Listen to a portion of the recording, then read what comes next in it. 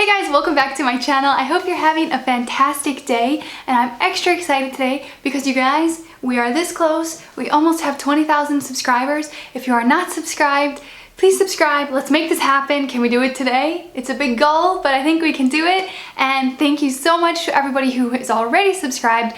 So many of you have been here for so long and you're so supportive, and I'm so grateful to have all of you here supporting me, and I just love you so much. So in today's video, I decided that I wanted to share with you guys my top minimalism life hacks. So there are so many little tips, little tricks that I have learned over the past few months, and I wanted to share some of my top hacks with you guys today. So we're just gonna get right into it. I have a lot, so I'm gonna list them off super fast. The first hack is to get samples. I don't know if you guys know this, but you can get samples from like almost every single cosmetic brand, like skincare, whatever. Everybody will give you samples. This sounds super obvious, but this is something that I did not know at all, and I was so surprised the first time I walked into like an Ulta or a Sephora and I asked for a sample of a foundation and they just gave it to me, and it was amazing. It was like, why haven't I been doing this my whole life? I think it is a great minimalist life hack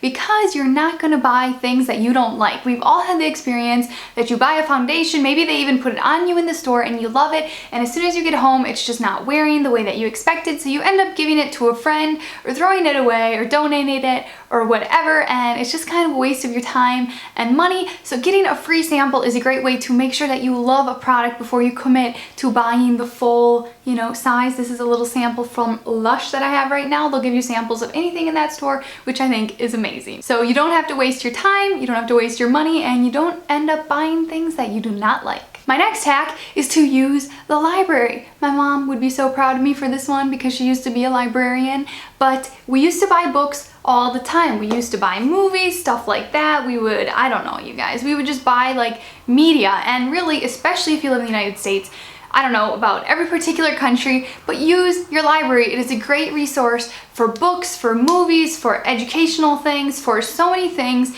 The library is a great place. There are so many free resources available, and they'll often print stuff for you for free. When I was living in the US, I would take stuff to the library that I needed to print out, and they would do it for free really often, even if they said they charged like 5 or 10 cents a page. If I needed 2 pages printed, they were happy to give it to me. So it is a great resource for audiobooks, movies, music, obviously. The main thing Matthias and I love to use the library for was to get documentaries and watch them, because we don't even pay for a Netflix subscription or something like that. So if you want to get some cool documentaries, check out your library, and the best thing is you can give them back, get them out of your life when you are done with them, and they don't sit around in your house cluttering up your life. Speaking of printing things out, my next hack is to go completely paperless. And I have moved so many times in the past year, and every single time Matthias and I would move, we would have to go buy a printer, ink, paper, blah blah blah, and then we'd move and we would literally like give the printer to Goodwill, and there are so many printers at Goodwill because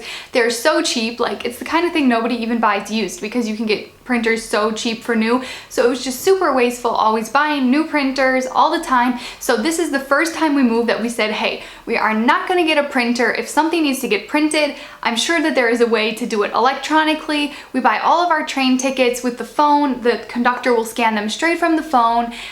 Airplane tickets, you don't have to print them at home anymore. You can use your phone. So basically almost everything can be done digitally. There is an app for it or something. So we do not even use a printer anymore. And if we really need to print something, you can go to a library or a print shop, but it is just such, like, I don't know, a relief not to have a printer at home, because printers are very expensive to buy paper and ink and all of that kind of stuff. They're big, they're bulky, they're not very, I don't know, cute in your house. So we are just super stoked to finally give up the printer and go completely paperless. This goes for our bills as well. We get all of our bills electronically into our emails, inboxes, and we pay everything electronic. So this is so much easier than getting bills in the mail, and yeah, it is just way better. My next minimalist life hack is, if you are married, to share certain toiletry items. So this sounds kind of weird, but Matthias and I have actually been doing this for a very long time. So when it comes to shaving cream, body wash, face wash,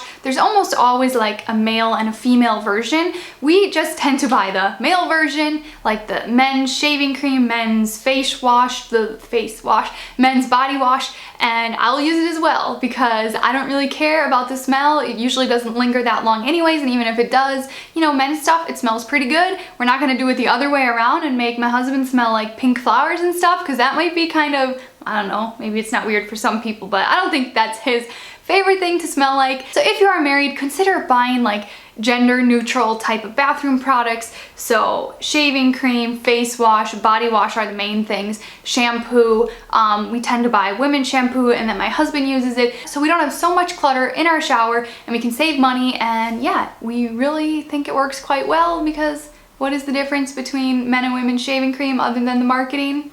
Not a whole big difference there. I do have to say though, I am thinking about switching over to like shampoo and body wash bars, especially the ones from Lush. Have you guys tried those out? I really want to try out the Lush shampoo bars and conditioner bars because I just love the idea that they are so small and compact. You don't have all the packaging, you can travel with them. Have you guys used them? Let me know in the comments down below if you have used them, and if you have not, should I just go buy some and do a little like first impression demo of the Lush shampoo bars? Let me know. The next hack is to buy clothes that are all the same type of color. So as you guys know, I'm sure you've seen my closet tours, I only wear neutral colored clothing at this point, and the reason why this makes your life so much easier is one, everything matches, everything is interchangeable. It's not like you have shirts or pants that can only be worn with certain colors. Literally everything is completely interchangeable, and that makes my life so much easier. Additionally, this makes doing laundry so much more time efficient because we can throw all of the darks together and we just pull out the whites. There is no colors. We don't have to pull out the reds. We don't have to separate it so much. We always do a load of darks, so we'll put the grays in with the blacks and the navies all in one wash, and then usually we just have a very small wash of whites that we do separately. So my white shirts, those are what we pull out, but it makes it very easy. And if you can even switch to all like one color, I think that would be even better. I'm definitely thinking about my wardrobe, how I can simplify it, because my husband, he wears only black t-shirts and I'm so jealous of him because he has it so good. It's so easy, and you can throw all of his black t-shirts in one wash, and like, yeah, quick and painless. Next hack is very similar, and this comes to your linens around the house. So your towels and your bed sheets and your pillowcases. My hack is to buy them all in white, because when everything is in white, you can throw everything in one wash and it is so easy. Again, you don't have to pull out pink towels and red towels and green towels and wash them all separately because you're scared of things bleeding on each other. When all of your towels are white, it is very easy to keep them all white and bright and they don't get faded and you have to buy new ones. And yeah, you can throw in your sheets with your towels and just everything's white. It's very easy, and it's also quite pretty, isn't it? It's quite cute as well. I like how it looks. Next hack is also something new that I recently discovered, and this is KonMari folding. And yeah, the reason that I started looking into this is because every single time we would move, we would have to buy so many hangers. You guys watched my last closet tour. I had all of my items hanging up so I could see everything, which is great. However, when we moved, we had to throw away, well, we didn't throw them away, we took them to Goodwill, probably, I don't know, 80 or something, so hangers. It was so many hangers because I had every single one of my shirts hanging up, plus my husband, every single one of his shirts, and all the jackets and everything was hanging up, and it was so many hangers. And I'm like, man, I really do not want to buy so many hangers again. There has to be a better way to keep your clothes organized. So we started doing the KonMari folding method, and it is so easy. I will put in a little clip here of how you do it. It is so simple.